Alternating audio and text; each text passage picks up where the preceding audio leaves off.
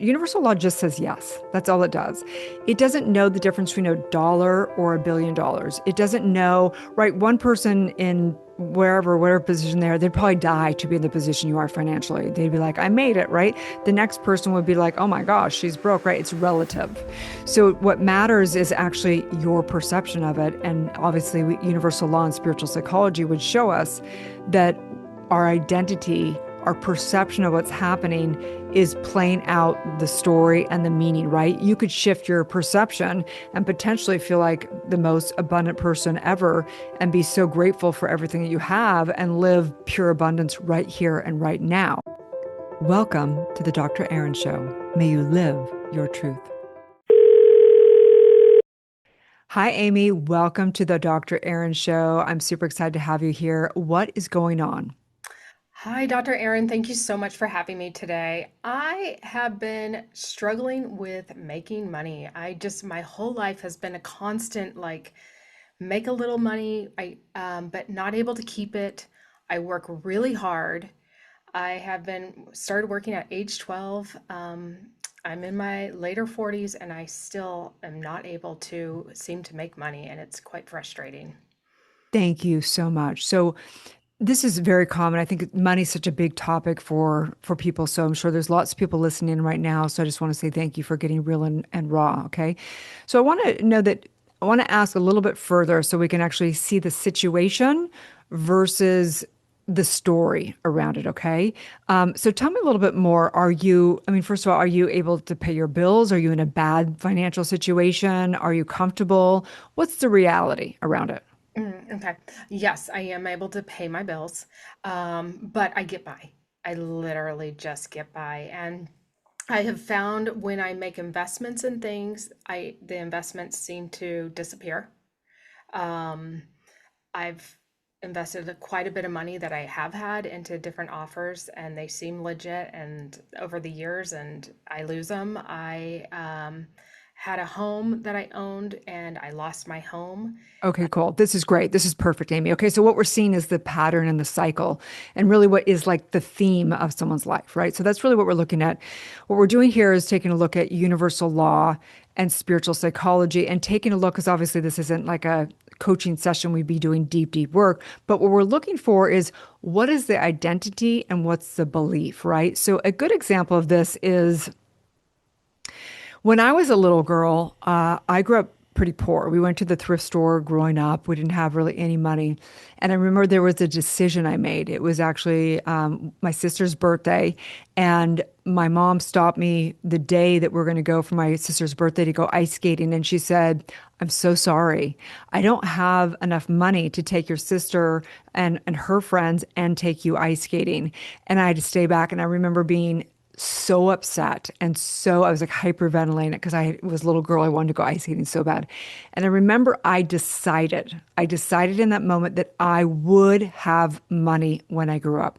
Now, this didn't mean that it was a good thing, because actually what happened is I ended up making money as I grew up, but it was from a lack and scarcity of wanting to get money to declare that I'd be enough. It wasn't until I did my deeper work, but that identity played out with perfection. So what do you think it is that is your identity? What is the identity that's projecting out, and the belief projecting out and reflecting back into the pattern of your life that's going over and over again? What a powerful question. Nobody's ever asked that to me before. So, the identity that is projecting out, if I look back to my childhood, I had learning disabilities. I always struggled. It was a constant struggle. So, my identity is somebody who struggles, and I don't see the worth of being able to have. Okay, great. I am somebody that struggles. Okay. That's a perfect example of understanding universal law just says yes. That's all it does. It doesn't know the difference between $1 or $1 billion. It doesn't know, right? One person in whatever position they are, they'd probably die to be in the position you are financially. They'd be like, I made it, right? The next person would be like, oh my gosh, she's broke, right? It's relative. So what matters is actually your perception of it. And obviously, universal law and spiritual psychology would show us that our identity, our perception of what's happening is playing out the story and the meaning, right? You could shift your perception and potentially feel like the most abundant person ever and be so grateful for everything that you have and live pure abundance right here and right now. Okay. So we want to do both those things. And obviously, this conversation can never override the deeper work that needs to happen, which is doing that deeper inner identity shifting work, which is really the core work we do in the school, which is all of its identity work. The game of life is an identity game. That's all it is, okay? Because all of life is just a perception. That's all it is. And being able to create whatever game you want to create, right? So we want to look at that. So it's great you already see that. Like this is amazing, Amy. Just right there. I just want to acknowledge and I want you to recognize right here how powerful you are. Because the consciousness that you are created that decision of I'm someone that struggles. And that decision has played out with precision in your manifestation. So I just want you to get that for a moment, how powerful you really are. Yeah. Very. I'm honest to God, never have seen it this way. Wow. Okay, great. Whenever we're doing any work, what we want to do, and what a lot of the self-development and spiritual work is we're trying to get positive. That's not what we're trying to do in spiritual psychology and universal law. What we're trying to do is to see and restore the truth of who someone is. And the truth is, Amy, you are all powerful. You're always been all powerful, and you will always be all powerful. It's impossible you will never have more power. Can never have less power. You are all powerful right now. And so in the recognition of seeing the perfection of how life got created exactly as it is, when we realize how powerful we are, we now are no longer resisting it. We're now going, oh, if I can create that, I can also create this. Hmm. I see Okay. it. Hmm. So what is it that you really do want to create? I want to create a life of ease. I want to be able to enjoy my work, not feel depleted in it, and know that I am financially supported in it, that I could travel and enjoy my life, pay every bill. If I want to take a course or go to a retreat, pay for it without ever second guessing or wanting to put it on or needing to put it on a credit card. I want ease and security. Okay, great. Do you know you can have ease right now? I didn't, yes, you're making me aware of this. Okay. Because look, even if someone say I has bills, let's just pretend that I have a bunch of credit card bills. Okay. It's not the bills that make me stressed out. It's the meaning and the perception. It doesn't mean I don't pay my bills. I'm going to still pay my bills or do whatever it takes or work whatever I need to work. But it is the consideration. And we know, again, I say it on here and I say it all the time, the gap of suffering is wanting people, places in life to be different than they are. So if I have credit cards, bills, it doesn't mean that they can't cause me suffering, by the way. It's impossible. What causes me suffering is wanting to not have the credit card bills. Right. Okay. So the truth is that if I'm somebody that decides I want to manifest a life of ease, ease doesn't come with more money. In fact, I promise you, the more money you have, if you're not able to master your mind and focus on ease, you'll actually have more suffering. Because it's going to magnify your mind. It's going to magnify who you are, good or bad. Do you get that? Yes, I do. I Okay, don't know great. if I fully get so if I'm understanding correctly, it's finding the ease in my mind, finding ease in my current circumstance, and not Yeah.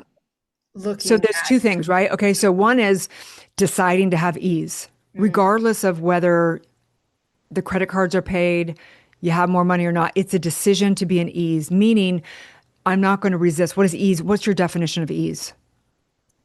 ease is everything is in flow. There's no resistance. Yeah. So you can have flow regardless of the situation. Flow is only you get in the flow state with seeing and being in gratitude, even if it's there's something really hard I'm going through. It's like, wow, thank you for this lesson. Thank you for, right, the challenge that's demanding me to rise in my mindset and skill set. Thank you for this, right? That's the ease state. That's the flow state. That doesn't matter where you're at. I promise you. Trust me, I've been a mother where I had to go to the thrift store, and I've been somebody who had $1 million, and I found I could be just as miserable with $1 million as whatever. It's all a state of mind. Okay. So being at ease is a decision. Okay. Now, having success and being able to say, go to any retreat and be able to pay for anything is a skill set. Those are two different things. Got it. Okay. So when you say, this is what I want to create ease, and I want to create money that I can go do these things. Now we have a few different goals here. Okay. So it doesn't mean that but we have to first embody the embodiment of what that end result is, right? It doesn't happen the opposite. Ease doesn't happen once I have that, then I'll be this. That's not the way we create in the universe.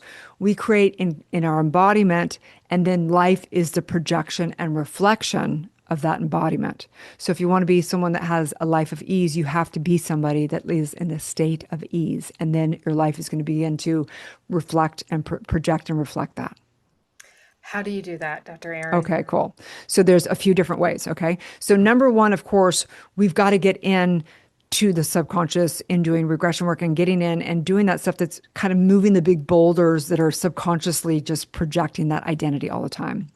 But also with that, we have to get into a daily spiritual practice of building the muscle of ease. Okay. So what does that look like? That looks like, okay, I sit down in the morning when I'm doing my prayers and meditation, and I'm going to remind myself that I'm committed to be focusing on ease. That might look like I start with gratitude. That might look like I'm getting a piece of paper and I'm shifting my problems into the opportunities and looking at my problems and seeing the blessings that this is happening for me, right? It may be whatever it is to shift my mind to focus on ease, gratitude, and in the attitude of non-resistance. Okay, I, so I the love that, shifting yep, your problems to opportunities. I love that. okay, So good. right. So it's not like, it's just like get over it. No, it's not about that. It's work, but it's like, oh, let's see, for the last 30 years, I've built the muscle of complaining and resisting and whatever. So it's going to take a little bit of time to build that other muscle. Okay. You're going to not be perfect at first. The first time you're going to be like, oh, here I am. This sucks. And oh yeah, how do I do that again? How do I shift again? And you're going to start building that muscle again. Okay. Build that muscle again. I'm going to go in gratitude again. Okay. It sucks again. Okay. I'm going to go in and do some deeper work, but I'm going to get back in. I'm going to start shift. That's what prayer's for. That's what shifting prayer is. You start to shift the consciousness, shift it to see what can I do? What's the one inspired action I can do that's going to have me get in gratitude and also take bold action towards learning the mindset to pay off my bills and to actually learn how to make more money. Okay, it's not going to happen overnight. It's divine unfoldment. But what happens is it happens instantaneously when you decide, and then the rest is a divine unfoldment. It's like when someone decides to be a ballerina dancer. I use this in my book. When someone decides to be a ballerina dancer, say there's a little girl or little boy, and they say, I want to be a ballerina dancer. The day they decide, they're not the world-class ballerina dancer. It takes them a long time to learn the rudiments and build their muscles and their muscle memory and take the classes and do. But there was something in them that decided they want to learn how to be a ballerina. And that is where you're at, my friend. You can decide right now and declare for yourself that you live a total grace and the flow state life, and that you have mastered the mindset and skill set to create abundance. Now, how? We release the how through manifestation, and we every day take bold action in doing that inner work, building the muscle of gratitude and shifting the mindset and doing deeper work and building the skill set of the business. Because this is the truth. You can be a billionaire if you put your mind to it. Not saying that you desire that, so that may not be your destiny. But the truth is only you can stop yourself from whatever abundance. Wow. This is wonderful. Thank you. Okay, good. So what are you ready to declare for yourself in your life today? I'm ready to declare a life of limitless abundance and ease. Great. Let's take a deep breath. Just knowing ease. I'm knowing such ease. Recognizing when we shift the consciousness, we open our eyes and we realize all the abundance in our life right now. We realize our health and our home and our food and even the computers or phones that we look at, that they took billions of dollars, trillions of dollars to create these computers in front of us. That I'm literally a trillionaire right now. Maybe not from what it shows exactly in my bank account, but if I take a look at my life, like we live greater than the greatest kings and queens of one point in time. We live with such abundance. And when we open up to this, we no longer resist. We receive the blessings. We actually can look around and see right now it's already done. The miracle is already here. The prosperity is already here. We don't control it and have it to be exactly in this exact bank account, whatever, and we can do that also. But when we begin to perceive, we receive. And knowing that we don't receive anything from the external world, we receive only from source within. All the abundance, all the innovation, all the invention, all of the new incredible ways of serving and bringing values and helping other people solve their problem. And in this, we give it exponentially out. We give it so abundantly that it multiplies abundantly and receive back. And we ask every day, source within me, show me the way for bold, inspired action to embody the mindset and the skill set to live a life of ease and abundance. And what I know for sure is whatever we focus on is what multiplies abundantly. And I'm knowing right now, right here for Amy, a life of ease and total abundance. It is done. As together we say, and so it is. Okay, amazing. I'm knowing this for you. And of course, look, we have to now embody every day. So I invite you, right, to just know that you're not going to be perfect and that every day, it's like every day, if I go to the gym a few times and I don't go again, it's not going to work, right? I have to go every day or every week, whatever, to keep consistent, whatever. So it's the same thing with your spiritual practice. It's the same thing with all of it, building your mindset and your skill set around business.